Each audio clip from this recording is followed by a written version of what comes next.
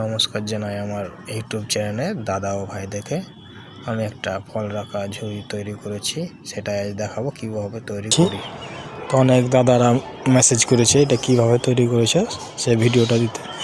তখন আমি এটা দেখাচ্ছি কিভাবে এটা তৈরি করেছি। এটা প্রথমে একটা 15 ইঞ্চি লম্বা আর 10 ইঞ্চি চওড়া একটা কাঠ নিয়ে নেব। এইভাবে একটা দাগ দিয়ে নিতে হবে ডাইস দিয়ে এটা পরস্পর 3টা দাগ দিতে হবে। এটা 1 ইঞ্চি করে দাগ দিতে হবে। আমি এটা কম্পাসের সাইজে দায়িত্ব দিয়েছি, আপনাদের যেটা সুবিধা হবে সেইভাবে দাগ দিবেন। তো এই ভিডিওটা সম্পূর্ণ দেখতে থাকেন কিভাবে করেছি ওটা আপনার।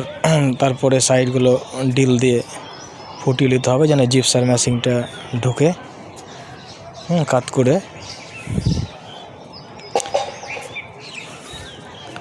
এবার জিপসার ম্যাশিং দিয়ে এটাকে কাটিং করে নেব। জিপসার ম্যাশিংটা কিন্তু কাট করে ফিটিং করতে হবে। তো এটা আমাদের কাটিং চলছে।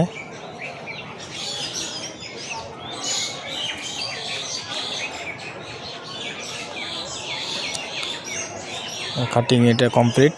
এটা একসাথে এটা এবার পেস্টিং করে নেব। পেস্টিংটা আমরা ফেভিকলের সাহায্যে করব। ফেভিকলের লংজিভি অনেক যায়। আর এটা যে উপরেরটা জয়েন্ট হয়ে গেছে এটা ফেভিকল দিয়ে, নিচেরটা এবার জয়েন্ট দিয়ে দেবো ফেভিকল দিয়ে মেরিন দিয়ে। এটা তলেরটা জয়েন্ট দেওয়ার আগে উপরেরটা নিয়ে ঘষে লেবেল করা হয়েছে।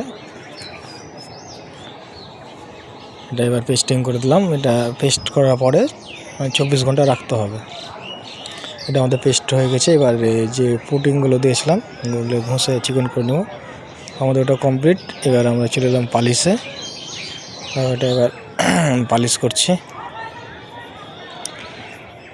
পালিশ সেটা হাতেরটা কমপ্লিট। এবার আমাদের মেশিংয়ে ফিনিশিংটা দিয়ে নেব। মেশিংয়ে ফিনিশিং দিলে খুব সুন্দর হবে। এটা আমাদের মেশিং ফিনিশ দিলে কমপ্লিট। এটা কমপ্লিট সম্পূর্ণ। এটা আপনার কীভাবে ব্যবহার করা যায় সেটা আমি দেখাচ্ছি। এটা আপনার ডাইনিং টেবিলের উপরে রেখে ফল রাখা যায়। ভিডিওটা সম্পূর্ণ দেখার জন্য ধন্যবাদ।